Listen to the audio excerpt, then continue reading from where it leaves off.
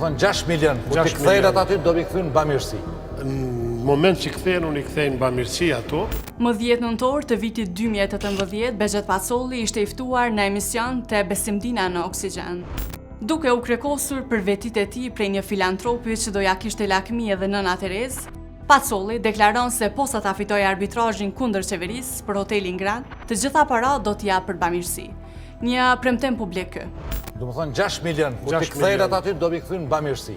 Në moment që kthehen, unë i kthejnë në bamirësi ato. 6 milion për do mi japë për bamirësi. Ose ajo pronë do të kthehet. Mirë, po unë e shoh se nuk ka mundësi. Nashta je i sigur që kime fitu, e për çata pa thuj japë bamirësi.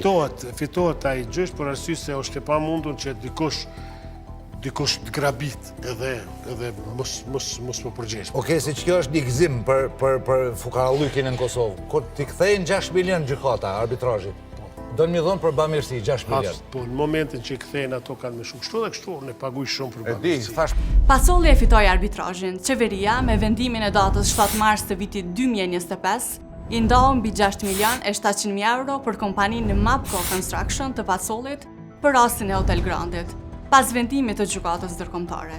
5 milion euro u ndanë për dëm shpërblim dhe kamat, rreth 400.000 euro për kostën e përfaqësimit dhe mbi $1.100.000 në emër të kostës së arbitrazhit. Se qeveria e ka kryer obligimin lidhur me këtë çështje e pranon edhe vet Pacolli.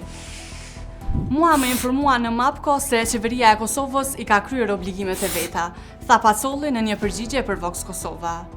Por a shkuan këto para për bamirësi siç premtoi publikisht Pacolli? Me gjas jo. Pacolli, që paraprakisht ktheu përgjigje kur u pyet se ai dha paratë për bamirësi ashtu siç premtonte, ai u zhduk, nuk u lajmërua më.